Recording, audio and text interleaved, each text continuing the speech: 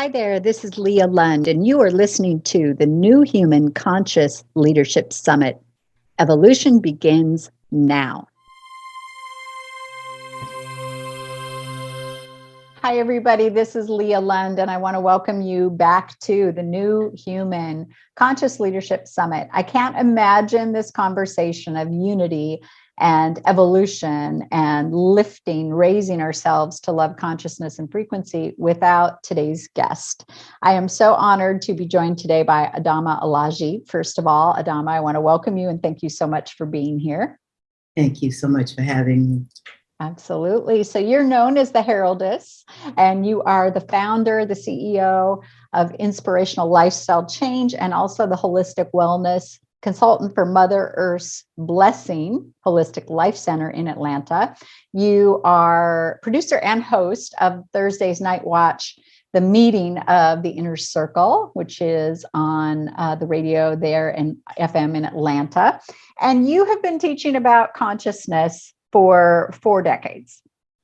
So it's about time we catch up with you. Absolutely. I have been intensely intentional all of my life, really, to have an understanding and an understanding as to what was wrong in the world. That's where I started as a child. I knew something was wrong and I wanted to know what it was, and I wanted to be able to do something about it. And Wow.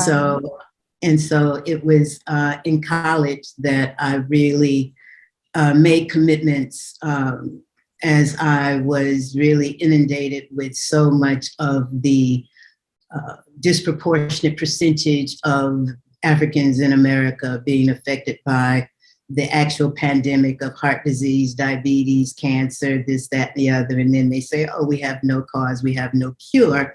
But because of affirmative action, you're a double minority, both Black and female, you can get paid for doing the research. And that's when I went directly to God and asked God to show me what this really is. And then I realized then that we've been socialized to be in a place where we are not understanding the divinity of being, the divinity of existence. That existence itself is absolutely phenomenal. No one can outthink this absolute and supreme intelligence. We can outplan it, outplot it, outlive it, outlove it.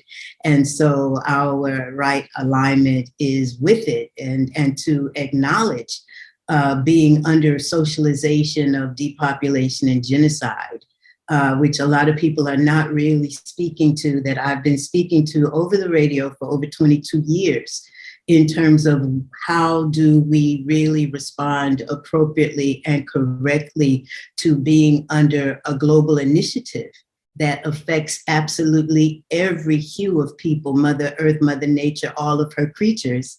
How do we respond correctly? And the first response when you are being warred against is to do nothing to undermine yourselves. The methodology of our oppression has been to oppress our cellular functioning. So we're made with trillions and trillions of cells. If our cells are oppressed, then the being is oppressed. So for all intensive purposes, we've yet to really see what liberated beings look like in reference to our being two-legged. The two-legged ones. Everybody else seems to exalt a full effort in their living. They love their lives. They do nothing to undermine themselves. They know their kind. They know their food. They excrete their waste. They perpetuate themselves, and they have sense enough to respond when they sense that their lives are being threatened. We, on the other hand, have been affected by artificial colors, artificial flavors, nitrates, nitrites, BHA, BHT, and these chemicals have modified our behavior to the degree to which we've become complicit, complacent, and co-conspirating with our own divisiveness. So I've heard you use a couple of terms that I want to have you go back to. I've heard you in other interviews and things talk about the divide and conquer frequency. You said it's a global intention or global initiative right here. And I've heard you also referring to it as the death culture. Can you share more about those terms and what you mean by that? When I was a child, my first experience seeing someone who had passed away, seeing the body. So from the time I was a child, I never really understood this thing called death. Mhm. And I was raised to know that we are children of God, God being all, God being the creator of all of us. And in my mind, God don't die. So why do people die? Right. Yeah. And but our socialization has taught us everybody dies. But then there's a book that says the wages of sin is death. And then there's another thing that says those who follow me shall have eternal life. So life itself, as we see it, is beginningless, endless, infinite, and eternal. We are on a planet that, for all intensive purposes, is a biospheric intergalactic spaceship that is traveling through eternity. We cannot estimate or guesstimate where we are in the cosmic scheme of things, but we've come from another realm of eternity into this realm of temporality, corporality, materiality, physicality, and we've been given no support in understanding what the purpose in being on the planet actually is by those institutions that have given us an orientation as to what success in life is. But they taught us that everybody dies. And for all intensive purposes, we're in a death culture in the sense that that's the programming. Eat, drink, and be merry, for tomorrow you die, right? And then we're being fed the flesh of dead animals, the aborted fetuses of chickens, the pus and mucus of cows, artificially colored, artificially flavored, NutraSweet, aspartame, white sugar, white flour, all of this stuff that literally creates so much sludge in the body that the spirit that is charged on the blood cannot function as light. It cannot function as an individuation of the intelligence of existence that we refer to as God. And so our liberation in our now moment is to realize that in the realm of eternity, there should be no death. Yeah. And to have a system, global, that is perpetuating sickness, illness, disease, and death as multi-trillion-dollar industry where the people have been commodity in it. Mm-hmm. And then there are those who have matriculated through various forms of education who are now managing disease. We're not healing. You understand? Now, there are many of us who are rising to the healing of it. And this is where we get a chance to realize that there's already victory and triumph that is already won. And there are so many of us who have been called to realize the one real eye that sees through every eye. It sees through the eye of the cow. It sees through the eye of the pig. It sees through the eye of the chicken. There is no being that exists except by virtue of this absolute and supreme intelligence that other ones would refer to as God. And so I'm the one to remind us of how divinely blessed we each are with our lives, but there should be no death. So death culture means that the tobacco, the alcohol, the sugar industry, the meat industry, all of this is what I refer to as the corporate deities of death. So there was already pandemic in full effect before this thing they call coronavirus and COVID. Right. It was the 10 million people who were dying in the United States from 10 major issues, the first of which is all people are affected by heart disease, cancer, diabetes, all of this sickness, illness, and disease that literally ends in suffering, pain, surgeries, butchery, poisoning. And this is what I'm referring to as death culture. Because those of us who are men, the progenitor of lineages, and wombed men, the perpetuator of lineages, there is no way in hell that there was an intention by an absolute and supreme intelligence for us to be the perpetuators of sickness, illness, disease, and death as a livelihood. Everybody is here to exalt life. And even religions of the world are really signing off and supporting this idea of death and death industries. Exactly. And so as we are rising, as the old paradigms, the death paradigm has to die. And that's the one beautiful thing about this, right? Is that there is absolute law that governs existence. absolute law that's always in full effect. We Mhm. get what we've asked for. We get what we apply ourselves to. Those seeds that have been sown in sickness, illness, disease, and death have to have a harvest of sickness, illness, and disease and death. So the death industries, by all intents and purposes, will die out. Everybody who supports them and loves them will die out. But life itself, and those who are fully committed to living, those who will exalt a full effort in their being harmonious with the laws that govern us. You understand, we are aligning with the victory and the triumph that has already been won. And so that's the beauty of where we are now, because one, the earth is a citizen of the cosmic. The cosmic is the fullness of all there is as the intelligence of existence, or that which we refer to as the supreme being, or that which I refer to as the cosmic I am. We each are these points of it. And we each have been gifted to the planet in order to serve its purposes to the glory of the lineages that we each represent. And now is our time. We are in rise. We are in our resurrection. And it's not a liberation that's coming from voting or policy or war or religion or any of those things. I've heard you refer to it as liberation at a cellular level. The liberation has to happen at the cellular level. Has to happen at the cellular level. And are we getting closer? I hear you saying we're there. We're rising, and the reality that we have had so many ones who, I became strict vegetarian in 1978. Wow. Right? I had a strict vegetarian restaurant in Little Five Points in Atlanta from 1994 to 1999. Okay, 40 years later, here we are, and veganism and vegetarianism and all of this is really trending. And I'm just saying, look, we are all intelligences of existence. So therefore, we are truly breatharian first. It is the breath that is the animating, maintaining, sustaining force of our lives. Other than that, we're hydrogen and oxygen, we're water.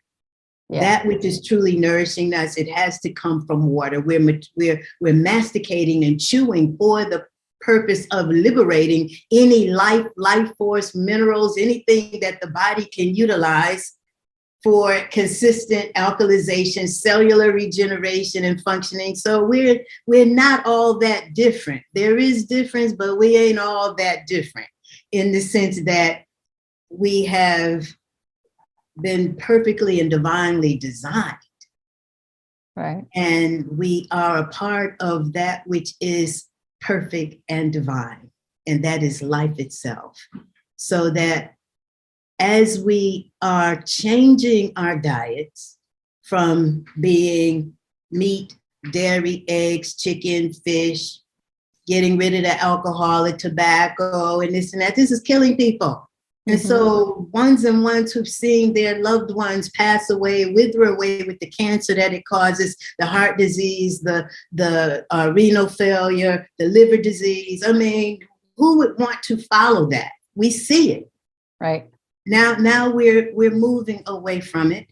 And now we are in a place where we have the clays, the herbs, the water, fresh fruit and vegetation. What I've seen in the 40-some years that I've been strict vegetarian, I've seen so many vegan vegetarians pass away because no one estimated the amount of chemicals that were still in our tissues from the hot dogs, the hamburgers, the breakfast cereals, the salami, all of the stuff that we ate as children.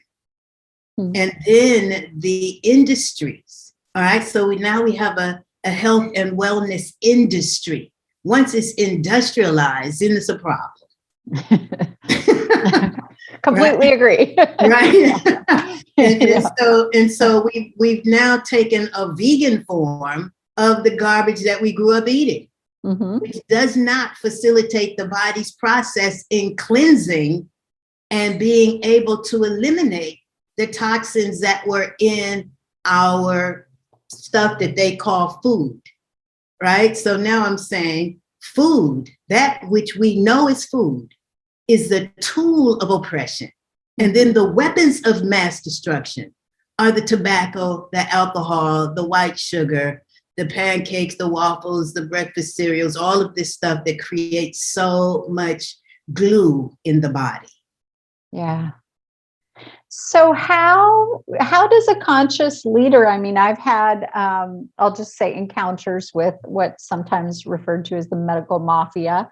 And, these are billion-dollar industries that have a lot invested of keeping us in under their thumb and in this culture. How do we break free of that?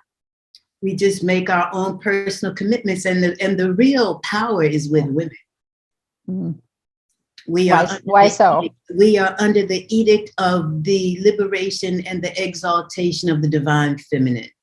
Mm-hmm. In order for patriarchy and male domination to exist, they've destroyed cultures that exalted the feminine. Now we have to rise. Women, we buy. We're in the marketplace. We're shopping. We're feeding our children. It is by virtue of the consciousness that we hold as women that we lay foundation for generations of people. So I am exalting the power of women to make this decision that we will no longer participate in feeding ourselves or our children the flesh of dead animals, the aborted fetuses of chickens and whoever and whatever else all over the world, because it's a global movement now. Right. It's a global movement. So each one of us taking responsibility to harmonize with the absolute one. You understand? See, one with the one becomes a majority. You understand? There is no political consciousness that is greater than vivid self-representation and expression as living, loving, intelligent, potent, and immortal points of this absolute and supreme intelligence that is beginningless, endless, infinite, and eternal. It is our truth. It is the absolute truth of every one of us. And so our coming to a point and place where we will care to be completely cleared, cleansed, purified, renewed, rebirthed, regenerated, rejuvenated, revitalized, revivified, and stand as a resurrected humanity. We have to have the commitment to do it. Because our education has not served us well. Our education has allowed us to be the faces of oppression. You understand? We just continue to do what they tell us to do. And now, people are getting a shot to keep their jobs. I say, let the job go. The job has nothing to do with your purpose in existence. Or who you are, who we are. Exactly. So no, we're here to serve life. We're here to give honor and glory to the legacy of the lineages and the greatness of the lineages through whom we've come. We're here to stand on behalf of all of those who have gifted themselves, their realizations, their revelations, their intellectual property, their all of what we have. We are the beneficiaries of the lives and the souls of all of those who come before us. So I'm just saying. Just saying. That too, to me, that is what else is there to say. And what else is there to do? Yeah. The doing is in the resubstantiation of the quality of our being. The doing is reestablishing the integrity of the light that we each are. See, those things that I refer to as the products of the corporate entities and deities of death, they have robbed the light of the people. You understand? So where they have excavated and whatnot, and they've gone into the lands and robbed the grave sites of the pharaohs and the aboriginals and the indigenous and the native people, they figured out a way to rob the temples of the living gods and goddesses of our wealth, our riches, our treasures, our ingenuity, our talents, our creativity, our faith, our competence, our integrity, our high ethic, our morality. See, when those things are restored, there is nothing that these people can do against us. And we have more power by virtue of the stillness and the visioning, the imaging of seeing us as a global humanity in our light. In fullness of the love that is the harmony of the truth, that there is just one that is so beloved, and so blessed that it has gifted itself to absolutely every one of us. And we are all absolutely blessed and absolutely divine with each and every breath and every beat of our heart. And whatever the challenges have been on the path of adulteration, you understand, we became adults, adulterated, no longer what the Creator intended. We watched our parents smoke and drink and get high and fuss and fight. And we carry the trespasses. We carry the cellular memory of being in a place where we have to really get cleared from all of that. We have to be cleared from it. That's the emotional, the mental, the remembering of the divinity. So everything you're saying here is, first of all, it gives me such hope. And also I find hope in the fact that divinity really doesn't operate from time and space like we do on this plane. So that means to me, changes can happen quickly. It's happening. It's happening. It's actually happening. The reality of it is we give power to what we acknowledge. Right? And if we acknowledge the realm of dwelling already in eternity, if we acknowledge it, see, we're already in the realm of eternity. It's the eternal order and the eternal government, eternal law. We're under it. It's not something that's coming. It's the factuality and the actuality of what already is. And that's why they refer to me as the heraldess, because I am reminding us, I'm heralding in the memory and the remembrance of dwelling in eternity. We are already immortal. Yeah. We have to reestablish our connection through the clearing, the cleansing, the purification, and the consecration of the body as the temple for the re-enthronement of the true spirits of the living gods and goddesses that is our absolute truth. So that we have the wherewithal, we have the faith, we have the ingenuity, we have the imagination, we have the vision, we have the enthusiasm, we have the zealousness, we're free from inconsistency, contradiction, and hypocrisy. We stand as liberated ones because we have returned to the house of God, to the mind of God, to the divinity of being. And that's what we focus on. That's where we are. And that's our true essence. So I'm sure you knew initially when you saw this summit and conversation of new human consciousness, this is not new. This is the return to the original. This is the return to the truth. Yes, absolutely. Order of the ancients. Yeah. So my final question, you are so passionate about this work and this message, and I'm sure you get asked from time to time. I do, from some of the entrepreneurs and coaches that I support and coach.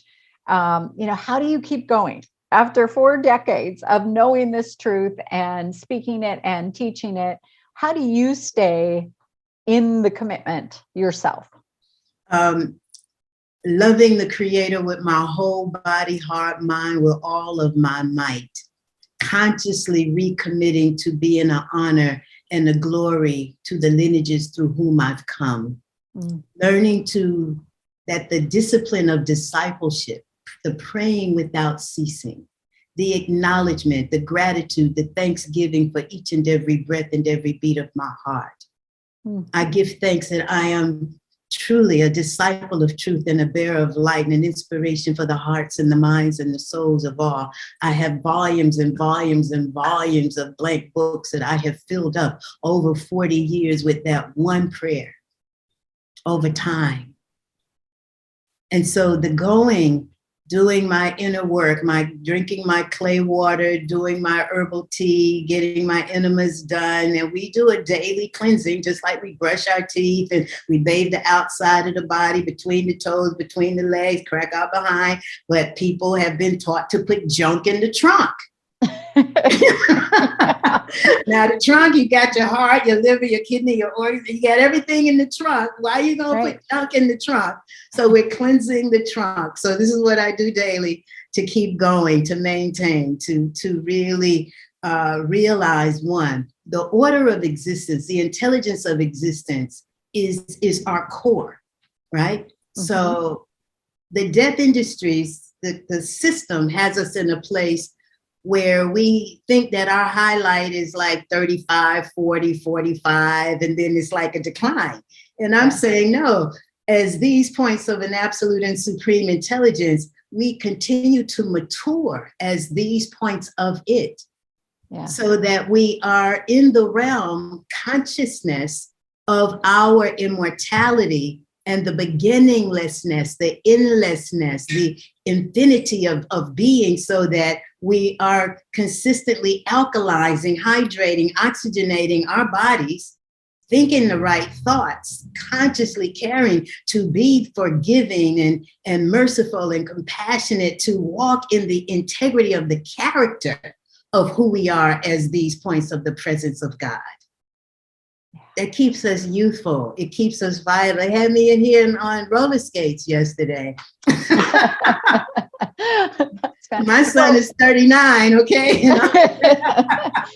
Well, when you say it all this way, it actually sounds pretty insane to do anything but that, doesn't it? Than to take care of our container of our spirit, our container of our frequency in this Absolutely. way. Yeah. And to just realize, one, there is no limit. It's endless. So the love that is the fulfillment of the law, the love is the harmony of the truth, and the truth of our dwelling as these interconnected points of the presence of the absolute. You understand? So no, we just continue to give thanks for the more, the being the more, the loving more, the giving more, the gifting more, cultivating the wealth of ourselves and learning how to give of ourselves generously. So that we walk in the richness. That's what we were told, to seek first the kingdom of God and its righteousness, and all else will be added unto us. We can live whatever quality of life, but to know that we have to leave at some point. It's not a dying. People have, you understand, people have confused the dying from the leaving. I'm saying, no, when we leave, we take with us the wealth of ourselves. Yes. You understand? Yes. Now, we're already in the cosmic. Yes. We're on a planet that is an intergalactic biospheric spaceship, and these bodies are perfectly designed for this cosmic journeying. But as we are mastering the love and the clearing, the cleanliness, the consecration, the purification, the conscious harmonization with the will of existence for all beings to have the right to their lives. All nations and races to be harmonized in exalting a full effort in our living, so that we are not a detriment to ourselves. Yeah. Woo. This truth is being shared here. And I am sure our audience is going to want to hear more from you and know where to find you. And you also graciously have come with a gift for everyone. So please tell everybody where they can get more of this.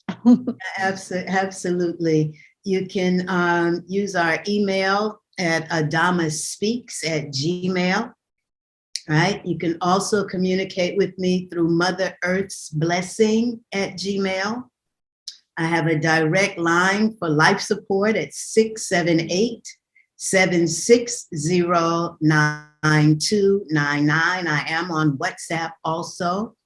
And I am just in a place where bbsradio.com, that's boyboysamradio.com/Adama Speaks, has archives of my messaging.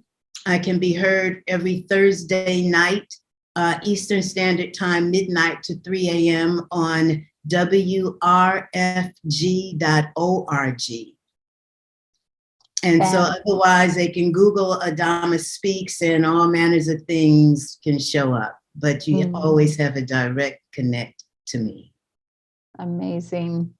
Adama, I know it's no accident that we connected and that you have been here speaking and sharing this truth with our audience. And I am so blessed to have had you as part of this event. Thank you so much for making time and being here with us. Thank you so much for having me. Bless your heart. And for everyone who's more. Thank you. And for everybody who's been listening in, we appreciate your time and attention. And I will be with you next time. Bye for now. Bye-bye. Thank you. This is Leah Lund, and you've been listening to the New Human Conscious Leadership Summit. For a copy of my piece, The New Human, which I wrote in 2017, it's the inspiration of this event, go to bit.ly/New Human.